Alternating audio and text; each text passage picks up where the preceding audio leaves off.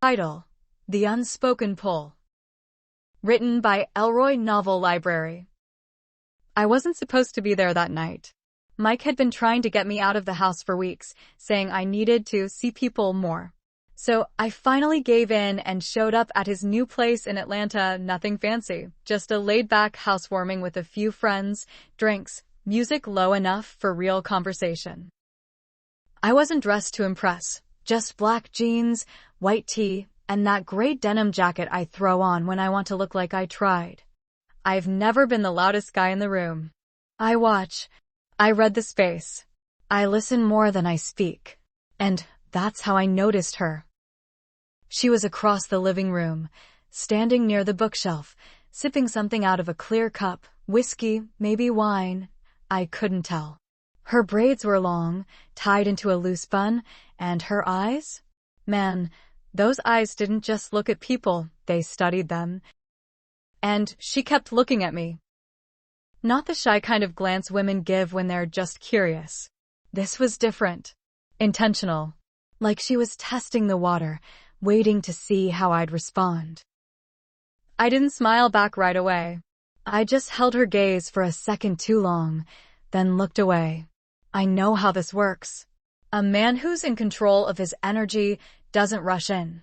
He lets her feel it calm, unbothered, grounded. That energy speaks louder than anything I could say. I moved around the room, caught up with some old friends, laughed at a couple jokes. But every now and then, I'd feel her eyes again.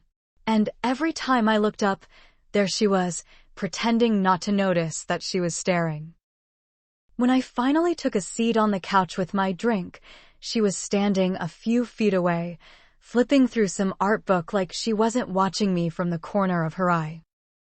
I leaned back, crossed one leg over the other, took a slow sip, and caught her glance again. This time I smiled, small, effortless. And she looked away, but not in that nervous way.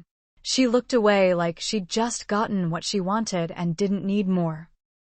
And honestly, I respected that. I didn't chase. I didn't walk over. I didn't interrupt her conversation or try to force anything. I knew what I felt, and I had a strong feeling she did too. When the party started winding down, I stood by the front door waiting for my Uber. A few people were still lingering, saying goodbyes. Then I saw her walk past me. No hesitation. No stalling. Just walking toward the exit like she didn't notice me there. Until she did. Our eyes locked one last time. This time, she smiled first. A soft, knowing smile. The kind that says, I saw you. And I liked what I saw. She didn't say a word. She just walked out the door into the night. And I stood there thinking, maybe I'll see her again.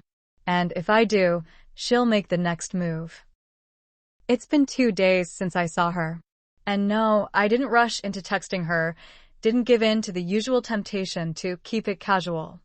I've learned to let things unfold, let people come to me when they're ready. That's how real connections are made. Rushing in too fast? It kills the moment. And I knew that smile meant something real. But this was a whole different game. I was at the gym on the treadmill when I saw her name pop up on my phone. Sasha, the girl from Mike's housewarming. I knew the message was from her even before I opened it. The way she'd looked at me, that lingering curiosity, she was making the first move. The text was simple, just her name with a question mark. I grinned. I didn't respond immediately. I just took a breath, let the moment settle in my chest. I wasn't desperate for her attention. I was comfortable with myself, and that's the key to making someone want to know you even more. 10 minutes passed, and I texted back. Hey, Sasha. How's it going? Her response was quick, almost too quick. I think you know what I'm asking. Are you the guy I thought you were? That stopped me. It wasn't a flirt. It wasn't a just checking in. It was a challenge. A challenge to show her who I really was, beyond the surface. I liked that. What's the guy you thought I was? I replied, knowing it was a bit of a risk, but feeling it was the right answer. She replied almost instantly. A guy who knows what he wants and doesn't need to chase. A guy who can keep his cool and stay grounded. Someone who doesn't play games, but understands the rules. I chuckled to myself. She wasn't wrong. That was exactly who I was. But I didn't want to make it seem like I was agreeing too fast. No one likes a guy who seems too easy to figure out. I guess we'll find out. You seem to know the game. What's your move? I shot back. She didn't respond right away. I liked the pause. It meant she was thinking. I wasn't sure what would happen next, but it didn't matter. I wasn't in a rush to find out. 20 minutes later, I got a simple reply.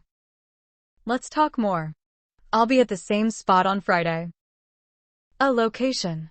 A time. No questions asked. I liked that too. She wasn't wasting time. She wasn't playing coy. She knew what she wanted. And I was starting to get a better sense of what that was. Friday came fast.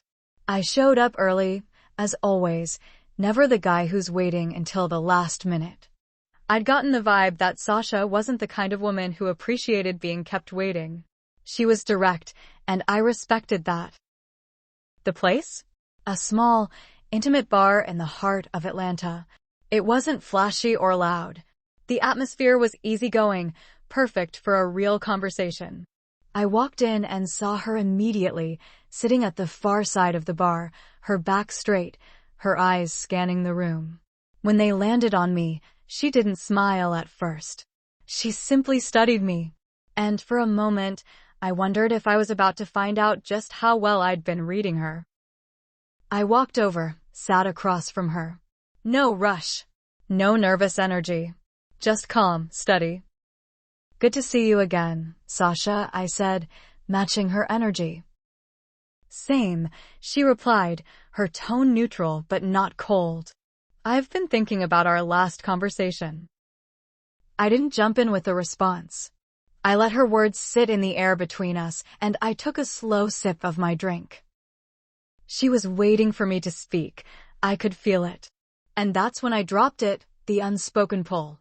The subtle strength I'd been holding in my energy the whole time. She had to feel it. I'm not the kind of guy who chases, Sasha, I said, meeting her gaze fully. And I don't want you to chase me either. What I'm offering here is a real connection. No games. But if you're looking for someone who knows where they stand, who can match you in everything you want, I'm the one. I watched her reaction closely.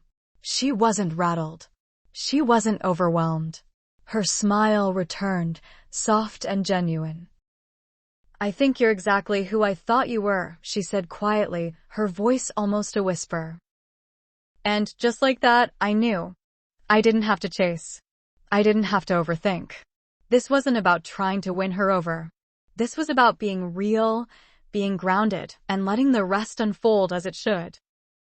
A word to my brothers. Fellas, listen. You don't need to chase. You don't need to overtalk or try to impress. You just need to be grounded. Be still. Be present. Be confident in your silence. Women notice more than your words. They notice your energy, your composure, and whether you know who you are. When you walk into a room, let your spirit arrive before your mouth opens. Hold your frame. Take your time. Speak less. Say more. Let her come to you. And if my story hit something in you, then brother, stay locked in. There's more coming. Real talk. Real stories. Hit that subscribe button for more. Stay sharp.